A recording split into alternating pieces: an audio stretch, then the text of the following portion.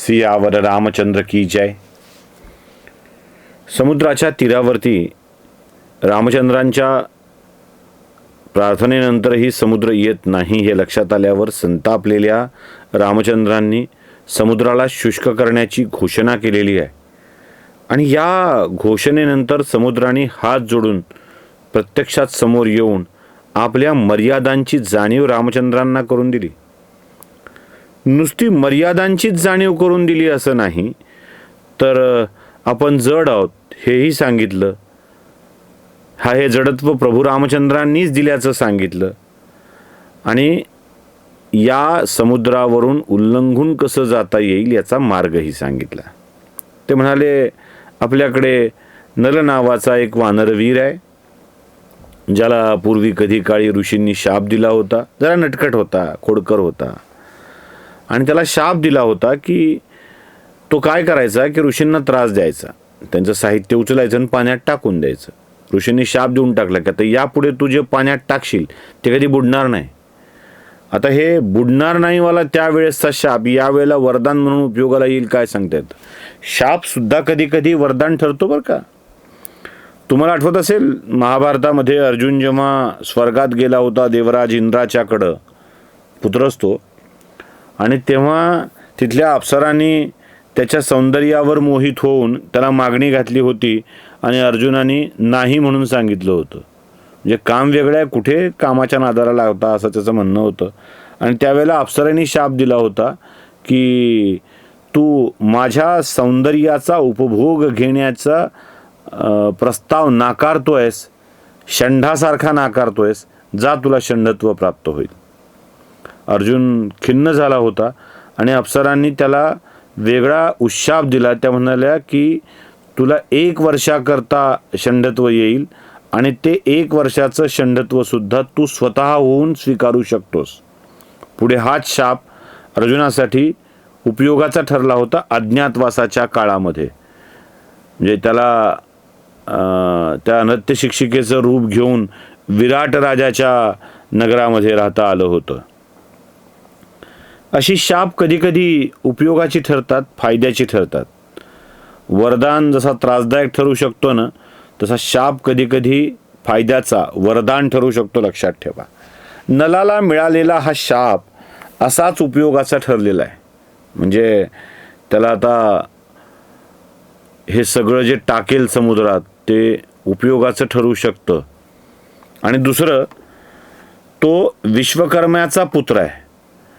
म्हणजे विश्वकर्मा तर रचणारा देव, त्या विश्वकर्माच्या पुत्राला तुम्ही पूल तयार करायला सांगा. समुद्र म्हणतोय रामचंद्रांना, मीही हा पूल तरुण ठेवेल, तुमचीही कृपा आहेच आहे, त्याचं कौशल्य आहे आणि माझं सहकार्य, असं म्हणून तो पूल तयार होईल. रामचंद्रांनीही हा प्रस्ताव अत्यंत आनंदानं स्वीकारला. म्हणाले, ठीक आहे, आपण करूया पूल.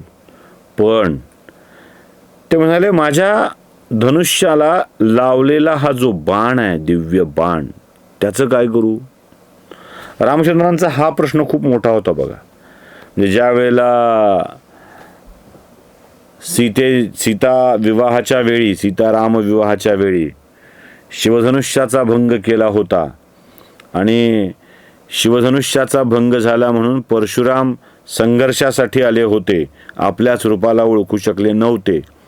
तेव्हा परशुरामांच्या वरतीही त्यांनी ललकारल्यामुळे बाण तयार ठेवला होता आणि आता हा बाण कुठे सोडू विचारलं होतं. तेव्हा त्यांनी सांगितलं होतं की हे माझ्या शक्तींना संपव, माझ्या अहंकाराला संपव रामचंद्रा. तेव्हा आताही हाच प्रश्न आहे, या बाणाचं काय करू. तुम्हाला आठवत असेल महाभारताचं युद्ध संपलं त्यावेळेला अश्वत्थामा आणि अर्जुन दोघांनीही ब्रह्मास्त्र चालवलं होतं.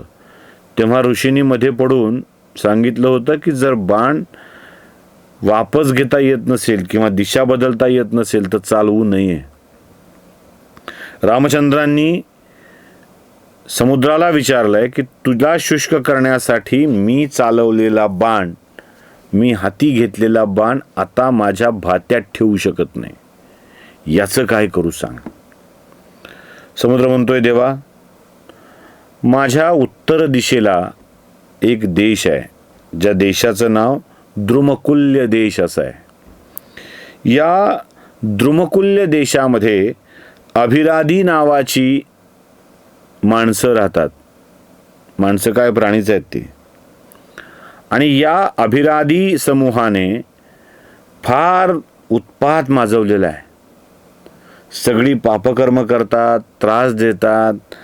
हे सगळं पापकर्म समुद्रात आणून टाकतात आणि त्याच्यामुळं मला खूप त्रास होतोय. या द्रुमकुल्य देशातील अभिराधी समुदायाला संपवा. ते म्हणाले, ठीक आहे.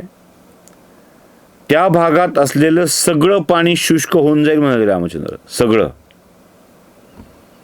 म्हणजे राहणार नाही. समुद्र म्हणाला, ठीक आहे, ते किमान तिथून निघून तरी जातील. आणि त्या द्रुमकुल्य देशावरती रामचंद्रांनी बाण चालवला. तो द्रुमकुल्य देश पुढे मरुप्रदेश म्हणून ओळखला जाऊ लागला. समुद्राच्या उत्तरेला, म्हणजे रामचंद्र जिकडून आले त्या बाजूने, हा उत्तर पश्चिमचा भाग असावा राजस्थानचा, कारण तिथलं सगळं पाणी शुष्क झालं आणि तो मरुप्रदेश झाला. मरुकांता नावाने त्याची ओळख झाली. वाळवंट प्रदेश, मरुकांता म्हणजे वाळवंटी प्रदेश नावाने त्याची ओळख झाली. या मरुकांतामधली मानवी वस्ती संपली. म्हणजे तिथे माणूस राहत नव्हता, कारण तिथे पाणी नव्हतं. अशा पापाने मातलेल्या माणसांना संपविण्यासाठी त्या बाणाचा वापर झाला. समुद्र लुप्त झाला आणि मग आता तयारी सुरू झाली ती समुद्रावर सेतू बांधण्याची. सेतू बांधला पाहिजे. मग नल, जो विश्वकर्म्याचा पुत्र होता, त्याने आपल्या सगळ्या सवंगड्यांना जमा केलं. म्हणाला, गड्यानो, आता सेतू बांधायचा आहे. हां, लक्षात ठेवा.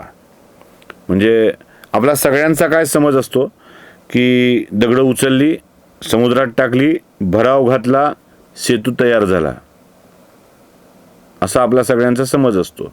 काय एकावर एक दगडं टाकली असतील, ती तरंगली, ती गेली निघून. सेतू बांधकाम करायचं आहे. आणि या सगळ्यामध्ये अजून एक गोष्ट खूप महत्त्वाची आहे.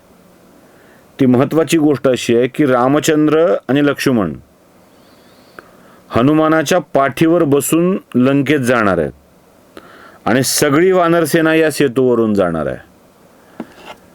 विश्वकर्मा, त्याचा पुत्र नल, हा उत्तम स्थापत्य अभियंता असला पाहिजे बरं का. उत्तम स्थापत्य अभियंता असला पाहिजे. कारण तो जे सांगतोय, तो जे करून घेतोय, ते फार महत्वाचं आहे. त्यानं सांगितलं की आता या पर्वतावरची मोठी मोठी छोटी दगडं बाजूला करावी लागतील. वृक्षांना तोडावं लागेल. म्हणजे त्यावेळेला कुणी नव्हतं रामकार्यात. म्हणजे जेव्हा रामकार्य करायचं असेल तेव्हा वृक्ष तोड नको असं म्हणणारं कुणी आता नव्हतं. आता रामाच्या भूमीतले वृक्ष रामभक्तांना राहण्यासाठी तोडले आणि त्याच्याऐवजी झाडं वेगळी लावली तर प्रचंड मोठा गदारोळ होतोय. म्हणजे 12 वर्ष नसतं कधी त्या भागामध्ये, काहीच कुणी राहत नसतं. त्यामुळे 12 वर्षात मोठमोठी झाडं वाढू शकतात. तर ती वाढलेली झाडं तोडायचीच नाहीत आणि साधूंना राहूच द्यायचं नाही, असा निर्णय काही लोकांनी केलेला आहे. पण नलाने रामकार्यात पूल करण्यासाठी मोठमोठी उंच उंच वृक्ष तोडायचं ठरवलंय. वेली तोडायचं ठरवलंय.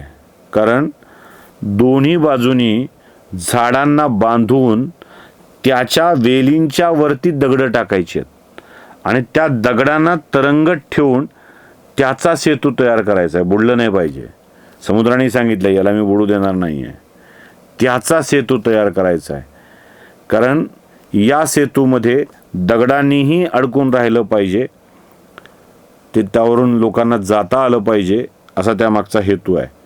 आणि अख्खी वानरसेना या सेतू निर्माणाच्या कार्यामध्ये मोठमोठी वृक्ष आणि दगडं जमा करायच्या कामाला लागली आहे.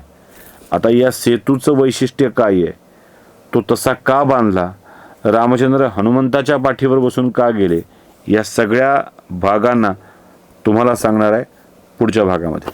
सियावर रामचंद्र की जय.